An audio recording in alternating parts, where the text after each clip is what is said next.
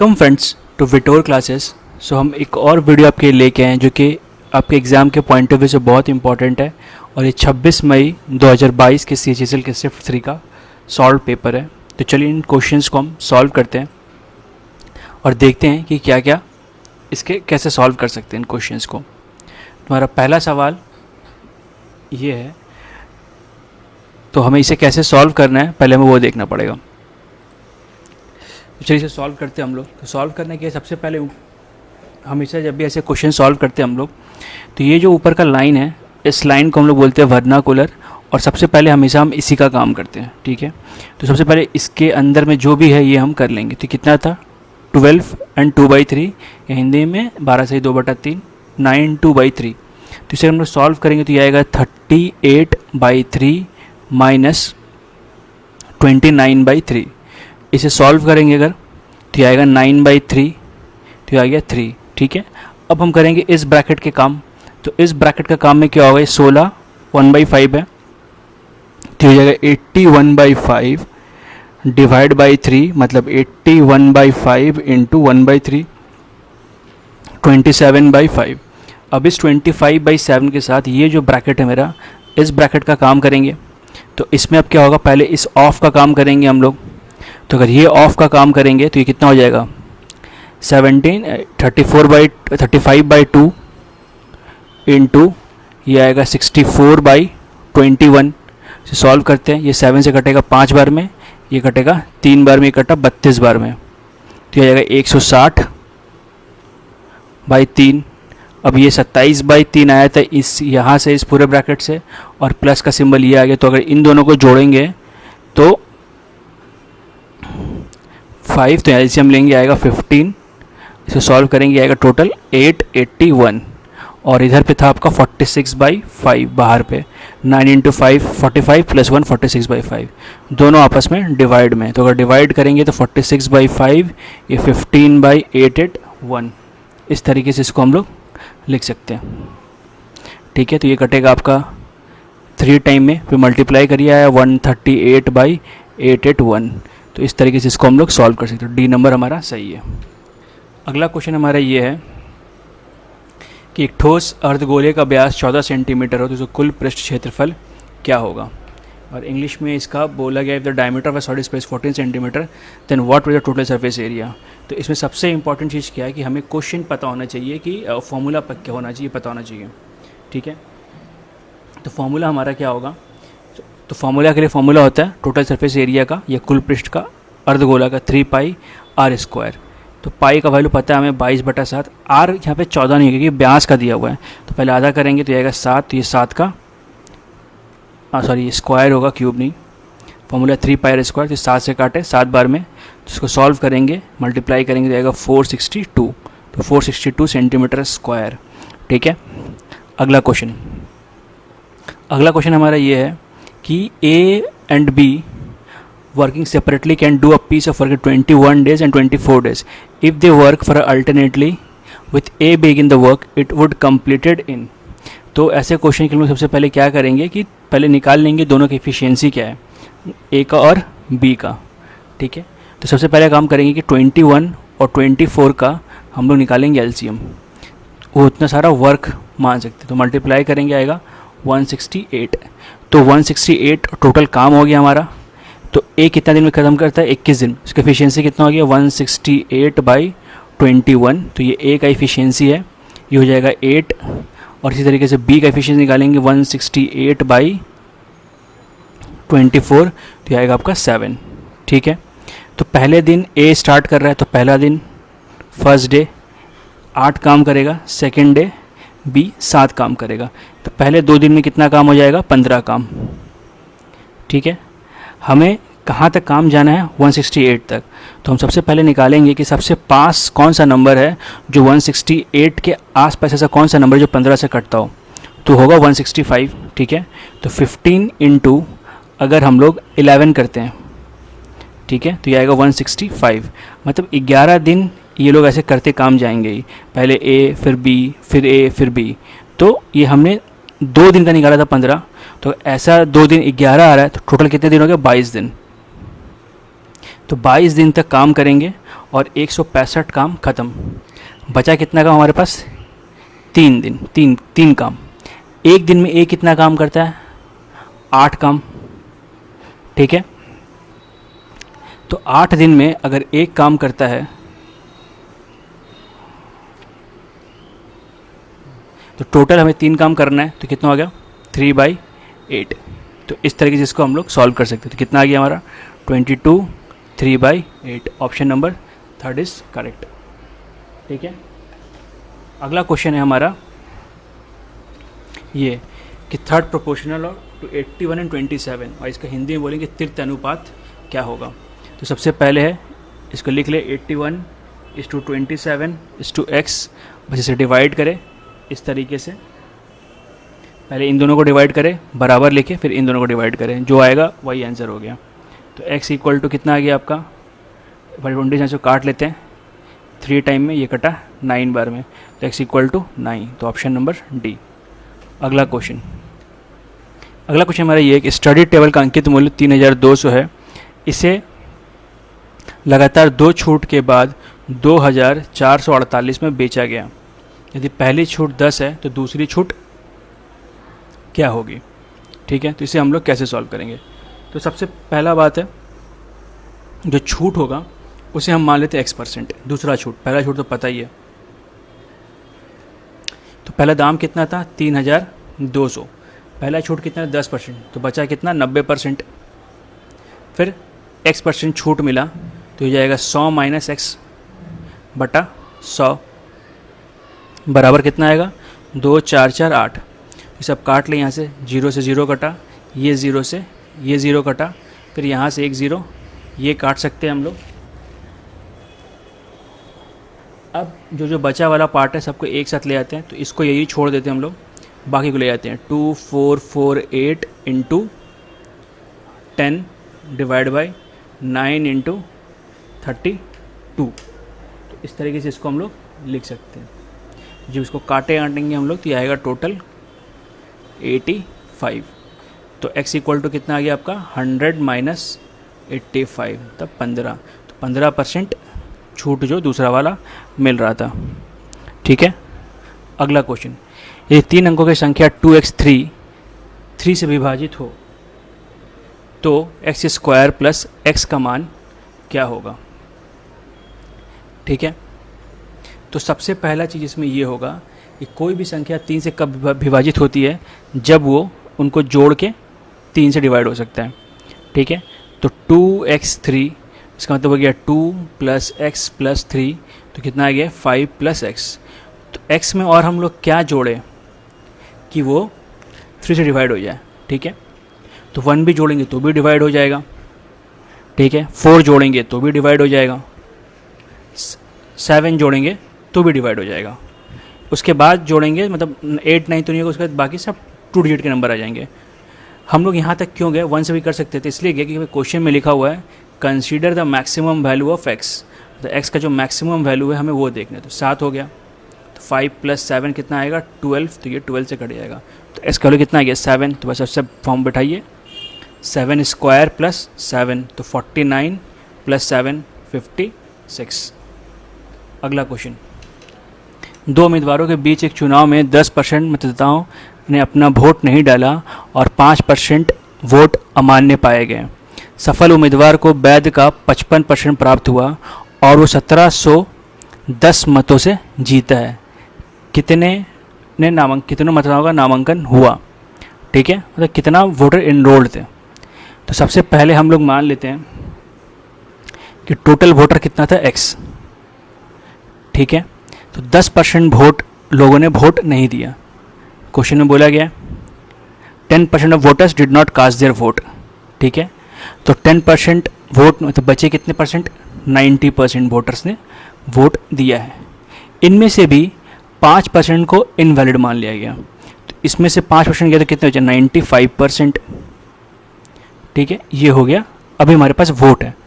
अब बोला क्या गया है कि सक्सेसफुल कैंडिडेट जो है उसको मिला है 55% टोटल वैलिड वोट का, मतलब इस वैलिड वोट का उसको मिला है 55%।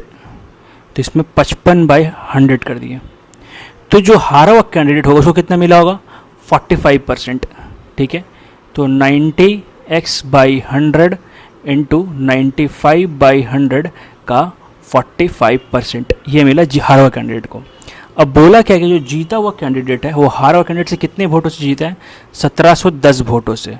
मतलब अगर ऐसे सोचे कि ये मान लीजिए इसको 5 वोट मिला है, इसको 3 वोट मिला है, तो कितने वोट जीते, 2 वोट से कैसे लेके आ रहे हैं, घटा के। तो अगर इन दोनों को हम लोग घटाएंगे तो यही आना चाहिए 1710। तो अब देखिए 90x/100 95/100 दोनों में कॉमन है, तो पहले ये अगर बाहर निकाल लेंगे हम लोग तो अंदर बचेगा 55/100 45/100 जो कि आएगा 10/100। तो यहाँ से आ गया आपका 710, ठीक है। तो बस इसको ही हमें सॉल्व करना है। तो सॉल्व कैसे करेंगे, देखिए सबसे पहले अगर ये 0 0 काट लेते हैं ठीक रहेगा, फिर 19 से काटेंगे हम, ये 5 बार कटेगा और ये कटेगा 90 बार में, तो 90 भी यहाँ से कट गया। फिर इस 5 से इसको काट सकते हैं 2 टाइम में, तो x इक्वल टू आ गया आपका 20,000। तो 20,000 टोटल इनरोल्ड वोट थे, ठीक है। तो ये हमारा आंसर है। अगला क्वेश्चन हमारा ये है, 5 सेंटीमीटर या 15 identical solid spherical balls of radius 5 centimetre are melted to form a single sphere. In this process 35% of the mass is wasted. What is the ratio, what is the radius of the single sphere that is formed? तो इसमें बोला क्या गया है कि 15 ball थे, सब ball को पिघला कर बना लिया गया है एक बड़ा सा बॉल। तो उस बड़ा बॉल का रेडियस कितना होगा अगर ये जो प्रोसेस था, इस प्रोसेस में जो भी मेरे पास मास था उस मास का 35% अगर ख़त्म हो गया हो, ठीक है। तो सबसे पहले इसका कॉन्सेप्ट क्या होगा कि देखिए जो भी बॉल्स मेरे पास होंगे, जितना भी ये 1 2 3 4 जितना चलेगा, तो इन सब बॉल को अगर मिलाएंगे तो एक बड़ा सा बॉल बनेगा। अभी बड़ा बॉल जब बन रहा है, कैसे बन रहा है, इन सारे बॉल का 35% खत्म हो गया, तो बचा कितना परसेंट, 65%। तो इन बड़े बॉल का अगर 65% को मिला दिया तो छोटा बॉल छोटा बॉल का तो ये बड़ा बॉल मिल जाएगा। तो फॉर्मूला क्या होता है वॉल्यूम का, स्पेयर का, 4/3 πr³। तो इस छोटे बॉल का रेडियस हम लोग r पकड़ेंगे, बड़े बॉल का रेडियस हम लोग कैपिटल R पकड़ेंगे। तो ये जगह 65/100 इंटू 4/3 πr³। और छोटे बॉल का रेडियस हमें दे दिया गया है r5³। अब देखिए ये जो मेरा चीज़ है ये कितना है, ये सिर्फ एक बॉल का वॉल्यूम है। हमारे पास है कितना बॉल, 15। तो इसको हम लोग 15 से इंटू भी करेंगे, इसके इक्वल टू आएगा 4/3 πr³। तो हमें यही r निकालना है। तो 4/3 π यहाँ पे कैंसिल हो गया, ठीक है। तो अब इधर इसको हम लोग सॉल्व करेंगे पूरा, तो ये कुछ आएगा आपका 1218.75 और ये हो गया आपका r³। अब इसका हमें क्यूब रूट निकालना है। तो क्यूब रूट आएगा r इज इक्वल टू 10.68, ठीक है। तो एक चीज़ आप इंपॉर्टेंट CHSL में याद रखो कि आपको क्वेश्चंस हमेशा ऐसे नहीं, बहुत कम क्वेश्चन ऐसे मिलेंगे जिसमें बहुत ज़्यादा दिमाग खर्च हो, लेकिन कैलकुलेशंस ऐसे आएंगे कि अगर आप वो प्रैक्टिस नहीं कर रहे हो तो एग्ज़ाम में क्वेश्चंस फिर नहीं बनेंगे आपसे। तो प्लीज़ आप जो भी क्वेश्चंस बना रहे हो उन क्वेश्चंस के आंसर एग्जैक्ट लाने की कोशिश करो। नहीं आ रहा है तो बार बार कैलकुलेशन करो ताकि कैलकुलेशन स्पीड हो। अगर कैलकुलेशन ठीक नहीं है तो CHSL एग्ज़ाम मैथ्स नहीं बनेंगे। अगला क्वेश्चन हमें दे दिया गया x + 1/x इक्वल टू 11/5। हमसे पूछा गया x³/1/x। ये बहुत ही कॉमन क्वेश्चन है सर, बट अब हो क्या रहा है, वही वैल्यूज़ चेंज होते जा रहे हैं डिफरेंट तरीके से, वो वैल्यूज़ ही टफ होते जा रहे हैं, बाकी सब चीज़ तो नॉर्मल ही रह रहा है, ठीक है। तो जब भी ये रहेगा तो क्या करेंगे, हम क्यूब करेंगे। तो x + 1/x equal to 11/5, both side हमने होल क्यूब कर दिया है। फॉर्मूला में तोड़िए, a³ + b³ 3ab x + 1/x 11 का क्यूब 1331, ये हो गया 125। इसका वैल्यू था आपके पास 11/5, x कट गया, तो x³/1/x³ equal to 1331125 minus 3 into 11/5, तो 33/5, ठीक है। अब इसे हम सॉल्व करेंगे तो ये आएगा 125 नीचे 131 माइनस 5 जगह 25 इंटू ये अगर हम लोग करेंगे 3 तो आ जाएगा 33 इंटू 25 करना होगा तो इसको हम लोग ऐसे भी लिख सकते हैं, 100/4 से करें आप, उसका सिंपली डिवाइड करें तो बाई 4, तो इसे हम लोग सॉल्व करेंगे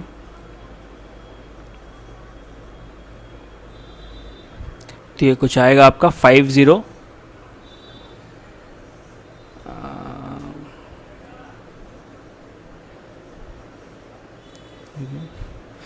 काट लेते हैं इसे हम लोग, 4 बार में कटा ये, 4 से कटेगा 8 बार में आपका बचा 1 2 5, तो 8 2 5 ये आएगा 506/121। तो इसे अगर हम नॉर्मल तरीके से डिवाइड करेंगे तो कटेगा 4 टाइम्स में,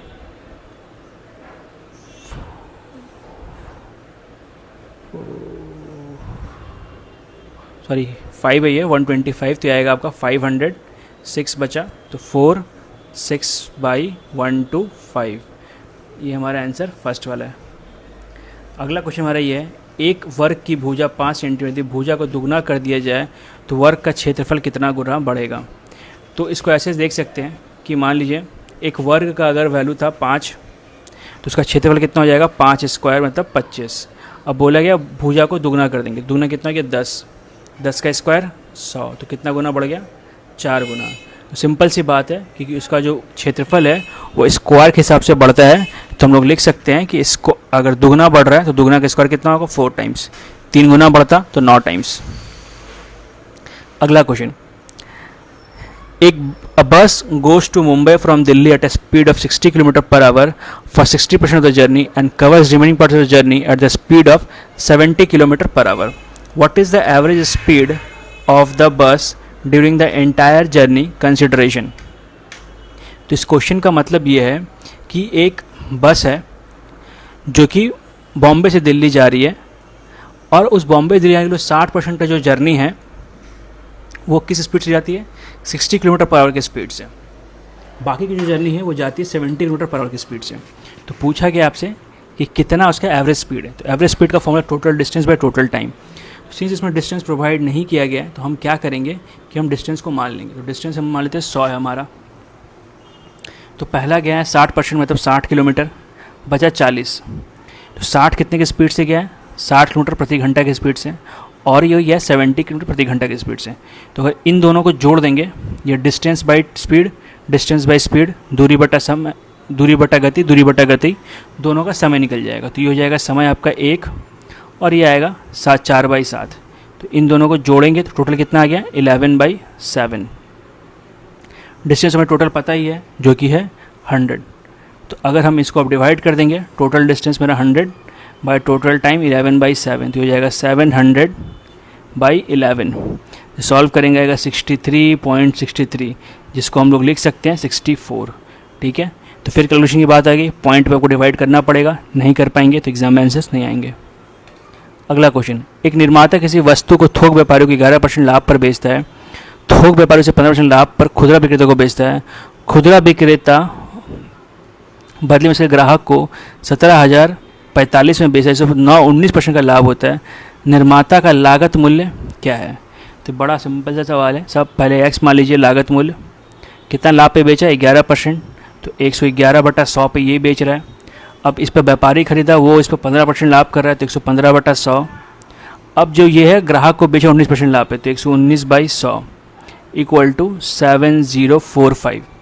ठीक है, तो यहाँ से हम इस क्वेश्चन को अगर सॉल्व करेंगे तो हमारा आंसर आ जाएगा। ठीक है, इसे सॉल्व करेंगे, काटेंगे वाटेंगे सब करेंगे, तो अल्टीमेटली लास्ट में आएगा x equal to 11,220। But please आपसे मैं बार बार कह रहा हूँ कि आप ये क्वेश्चंस को ज़रूर से ज़रूर करके सॉल्व कर ले। ठीक है, अदरवाइज़ ये बहुत ही दिक्कत करेगा आप लोगों को।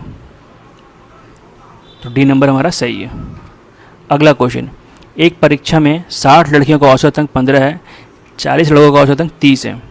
जिस समूह में लड़के लड़के के एक साथ लिया जाता है उसके औसत अंक, तो सबसे पहले लड़कियों के कुल मार्क्स कितने वो निकालेंगे, 60 × 15। लड़कों के कुल मार्क्स कितने हो गए 40 × 30। तो इन दोनों को जोड़ेंगे तो पूरे क्लास का टोटल मार्क्स आ गया। ठीक है, तो हो जाएगा 900 और ये हो जाएगा आपका 1200। दोनों को जोड़ेंगे कितना आएगा 2100। अब टोटल स्ट्रेंथ कितना हो गया, 60 लड़कियाँ 40 लड़के, तो 100 कट गया, बचा कितना 21। तो एवरेज ऐसे ही निकालते हैं, पहले सबका टोटल नंबर निकाल लिए, फिर जितना इस क्लास था उस क्लास के जितने लगे उससे डिवाइड कर देंगे, तो आंसर आ जाएगा। अगला क्वेश्चन हमारे पास ये है कि हमें 1 + x² + x⁴ = 585 दिया है, और हमें दूसरी जगह पे दिया हुआ 1 - x + x² = 65। हमें वैल्यू फाइंड करना है 1 + x + x² का, ठीक है। तो इसे हम लोग किस तरीके से सॉल्व कर सकते हैं, तो अगर आप वैल्यू बिठा के सॉल्व कर पाए तो ठीक है, और नहीं कर पाए तो इसका एक तरीका जो वो सीख ले आप। 1 + x + x⁴ x² को हम लोग क्या लिख सकते हैं, तो ये 1 आप बिठाइए यहाँ पे, इस x का पावर 4 को आप लिख सकते हैं x² का होल स्क्वायर, और यहाँ बिठा सकते हैं 2x² × 1, ठीक है। तो a² b² 2ab बिठा का, लेकिन हमारे पास सिर्फ एक x² था क्वेश्चन में, हम यहाँ पे 2 ले रहे हैं, मतलब a को घटाना पड़ेगा, तो इसे हम लोग क्या लिख सकते हैं 1 + x² का होल स्क्वायर माइनस x²। अब फॉर्मूला कि a² - b², तो हो गया 1 + x² + x 1 + x² - x, इसके इक्वल टू कितना था 585। तो आप ये चीज़ ध्यान रखें कि जब भी आपके पास ऐसा नंबर दिखे 1 + x² + x⁴, तो हम लोग लिख सकते हैं 1 + x² + x 1 + x² - x। अब इसका वैल्यू हमें क्वेश्चन में दे दिया गया है 65, और इसका वैल्यू पूछा है, तो 1 + x² + x = 585/65, ठीक है। तो बस इसे डिवाइड करना है और आंसर आ जाएगा, तो ये कटेगा आपका 9 बार में, तो 9 हमारा आंसर हो गया। अगला क्वेश्चन, एक पंसारी को लगातार 5 सप्ताह में इतने की बिक्री होती है, 6वें सप्ताह उसके पास कितनी बिक्री होनी चाहिए ताकि उसका औसतन 8500 बिक्री हो। तो सबसे पहले 5 सप्ताहों का हम लोग बिक्री निकाल लेंगे, सबको जोड़ेंगे, अगर इन पाँचों को जोड़िएगा आप तो ये आएगा 44,009, ये 5 का हो गया, ठीक है। छठे का हम लोग मान लेते हैं कि उसने x कमाई की होगी, तो x कमाई लिख लेते हैं। ये भी 6 हफ्तों का उसका टोटल पैसा हो गया, बट 6 हफ्तों का औसत कितना हो जाना चाहिए 8500। इसको अगर हम लोग 6 से गुना करेंगे तो ये भी 6 हफ्तों का पैसा हो गया, दोनों का आपस में बराबर करेंगे, तो इसको जोड़ेंगे गुना करेंगे तो आएगा 51,000, यहाँ से x निकालेंगे -44,009, तो घटाएंगे तो 6991। तो अगर इतना कमाएगा वो, तो हर सप्ताह उसका 8000 का हिसाब बन जाएगा। अगला क्वेश्चन है ये, Ram is traveling at a speed of 72 km/h while Sam is traveling at a speed of 22. What is the difference in their speed in meter per second? तो एक काम आप दोनों को पहले मीटर पर सेकंड में मत बदलिए, क्योंकि आपको वो स्टेप्स बढ़ जाएंगे। आप नॉर्मल स्पीड कितना हो गया 18, 19 से घटाएं 72 18। अब इसको कैसे बदलते हैं हम लोग 5/18 से, तो 5 मीटर पर सेकंड, ठीक है। अब ये क्वेश्चन तो बहुत आसान था, बस ये अगर जिसको पता होगा कि कैसे कन्वर्ट करते हैं वही कर पाएगा ये क्वेश्चन को। अगला क्वेश्चन हमारा ये, एक ट्रैक्टर पे 10%, 5%, 2% लगातार 3 छूट देकर बेचे, ट्रैक्टर का अंकित मूल्य इतना था, तो इसका शुद्ध बिक्री मूल्य कितना हो गया। मतलब आपको मार्क प्राइस दे दिया गया है या अंकित मूल्य दे दिया गया है, और उसमें इतने सारे छूट लगे वो आपको बता दिया गया है, तो बोल रहा है आपका इसका टोटल जो जिसमें बेचा गया वो कितना होगा। तो 4,88,000 को पहले 10% छूट दिया गया, मतलब 90/100, फिर 5% छूट गया, मतलब 95/100, फिर 2% छूट गया 98/100। बस इसे मल्टीप्लाई करना है, सॉल्व करना है, हमारा आंसर आएगा, तो ये जाएगा 408,895.2, ठीक है। डी नंबर इसका आंसर है। तो लेकिन हर बार मैं आपको बोल रहा हूँ प्लीज़ कैलकुलेशन, इस वीडियो को अगर देख रहे हैं आप तो वीडियो को पॉज करके पहले कैलकुलेट करके आंसर एग्जैक्ट लेके आएँ, अदरवाइज एग्जाम में बहुत दिक्कतें आने वाली है। अगला क्वेश्चन, a = 2022, 2021, 2020, हमें इसका मान निकालना है। तो अगर इसका स्क्वायर करने जाइएगा फॉर्मूला तो बहुत दिक्कत हो जाएगा। इसका एक फॉर्मूला हम वो लिख सकते हैं, तो फॉर्मूला आप ध्यान रखें, कॉपी में निकाल के नोट कर लें इन फॉर्मूला को, क्योंकि आपको ये बहुत काम आने वाला है। फॉर्मूला होगा 1/2 ब्रैकेट के अंदर रहेगा a माइनस बी का होल स्क्वायर, b माइनस सी का होल स्क्वायर और c माइनस a का होल स्क्वायर। तो a माइनस b मतलब इन दोनों को माइनस करेंगे तो 2022 माइनस 201 1 का स्क्वायर, इन दोनों को माइनस करेंगे तो भी 1 का स्क्वायर, c माइनस a तो -2 का स्क्वायर। तो अंदर कितना आ गया 1 का स्क्वायर 1, ये 1 2 ये 4 4 6 6/2 मतलब 3। ठीक है। अगला क्वेश्चन, 5000 की राशि पर 3 वर्षों के लिए 8% की दर से 8% के दर से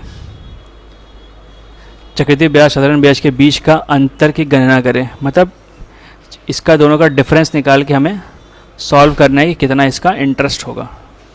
ठीक है, तो इसे लोग सॉल्व कर सकते हैं। तो सबसे पहले अमाउंट निकाले आप चक्रवृद्धि ब्याज का फॉर्मूला से, a = p × 1 + r/100 to the power n। Value बैठाइए 5000 1 + 8/100 to the power 3। तो ये काटेंगे आप, आएगा 4 से 2 टाइम में 25 में 27/25।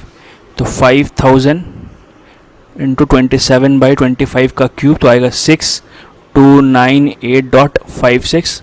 तो यहाँ से आप सिंपल इंटरेस्ट कंपाउंड इंटरेस्ट निकालिएगा a माइनस पी करके। तो a हमारे ये आ गया P5, तो दोनों सब्ट्रैक्ट करिए 1298.56। ठीक है, ये है हमारा CI। अब हमें निकालना है SI। ठीक है, तो SI का फॉर्मूला होगा P × T × R × 100। तो P हमारा फिर से 5000, समय हमारा 3, ये हो गया 8/100। तो इसे सॉल्व करेंगे आएगा 1200। तो अगर इन दोनों का अंतर पूछे तो घटाएंगे तो कितना आएगा 98.56, जो कि लगभग 99 है। तो ये हमारा आंसर हो गया। अगला क्वेश्चन बोला गया है, 2 parallel cords are drawn on a circle in a diameter of 10 meter. The length of one cord is 8 meter. The distance between the two cords is 6 centimeter. Find the length of other cord. ठीक है, मतलब cord जीवा को बोलते हैं हम लोग। तो एक वृत्त है या सर्कल है, इसमें 2 कॉर्ड बनाए गए हैं। एक कॉर्ड ये है, ये कॉर्ड दोनों आपस में समांतर है, ये इसका केंद्र है। ठीक है, तो अगर डायमीटर 10 सेंटीमीटर है तो ये हो जाएगा आपका 5, और यहाँ से इसका लाइन खींचा जो इसके बीच की दूरी दे दी गई है। ठीक है, sorry, length of one cord, मान लीजिए इसको हम लोग इसको ही 8 पकड़ लेते हैं और इनके बीच की दूरी है 10। ठीक है, तो इसे हम लोग कैसे सॉल्व कर सकते हैं। तो सबसे पहले तो यहाँ पे हम लोग नाम लिख लेते हैं। ये हो जाएगा A, ये हो जाएगा B, ये हो जाएगा F, इसको O पकड़ लेते हैं, इसको C, इसको E, इसको D, ऐसे नाम पकड़ लिए हमने। तो सबसे पहले CE, ये हो जाएगा आपका 4। ठीक है, ये क्योंकि पाइथागोरस यूज़ करेंगे हम लोग तो ये 4 आ जाएगा। तो अगर ये 4 आ गया तो ट्रायड यूज़ करके ये हमारा 3 हो गया। ठीक है, तो अगर ये 3 हो गया है और इसके पूरे बीच का डिस्टेंस 6 था तो ये भी 3 हो गया। अब यहाँ से एक लाइन हम ड्रॉ, ये भी मेरा रेडियस है, तो ये भी 5, ये 5, ये 3, ये भी 4, तो 4। अब ये 4 है तो ये पूरा डबल कितना होगा 8, तो आंसर मेरा 8 हो गया। ठीक है, को ध्यान देना होगा कि ये जो मेरी लाइन है ये त्रिज्या है या रेडियस है। यहाँ से हम जब भी ऐसे किसी भी सेंटर से किसी भी जीवा पे या कॉर्ड पे एक लाइन बनाते हैं जो कि सीधी लाइन होती है, इसको आधा आधा बांटता है। तो ये 8 था तो इसलिए 4 4 हो गया। अगला क्वेश्चन हमें इसका ये सॉल्व करना है। इसको सॉल्व करने के लिए आप तभी कर सकते हैं जब आपको वैल्यू याद हो। तो 1045 का मान कितना होता है 1, तो 3 × 1 का स्क्वायर। cos 60 का मान होता है 1/2, 2 × 1/2। sin 60 का मान 1/2 ही होता है। 3 का 1 का स्क्वायर 3, 2 से 2 कटा 1, ये 2 से 2 कटा 1, तो 1 - 1 0 बचा 3। 3 हमारा आंसर, ऑप्शन नंबर A। ठीक है, अगला क्वेश्चन हमारा ये है कि यदि चावल की कीमत 20% की वृद्धि की जाती है तो एक व्यक्ति को चावल की खपत में कितने % कमी करनी चाहिए ताकि उसका व्यय समान रहे। तो ऐसे क्वेश्चन जब भी पूछे जाएंगे तो आप हमेशा सिंपल करें जो भी वृद्धि दिया रहा है, कुछ भी दिया रहा है, उसको ऊपर लिख ले बाई इंटू 100। अब बाई में क्या आएगा, अगर यहाँ पे वृद्धि लिखा रहा है या रेज लिखा रहा है तो इसको जोड़ के आप लिखे 100 में 20 जोड़े 120 आएगा। अगर ये घट के लिखा रहेगा तो इसको 100 में 20 घटा 80 आता। अब इसे सॉल्व करना है तो ये आएगा 6 बार में ये कटेगा और ये आपका 16 पॉइंट समथिंग 7 आएगा। ठीक है, तो अगर 16.7% को कमी करेगा तो उसका जो टोटल खर्च है वो हमेशा सेम रहेगा। तो ये पेपर का लास्ट क्वेश्चन था। तो आपको ये वीडियो अच्छा लगा तो प्लीज़ लाइक करें, कमेंट करें कैसा लगा वीडियो। और अगर आपको बहुत सारे क्वेश्चंस और देखने हैं एसएससी के पास्ट ईयर के सॉल्व पेपर्स या सॉल्व क्वेश्चंस भी जो एसएससी में आ चुके हैं, तो प्लीज़ जाके हमारे चैनल को विजिट करें, आपको बहुत सारे वीडियो मिलेंगे। Thank you for watching and best of luck for your exam. Prepare hard and qualify. Thank you again.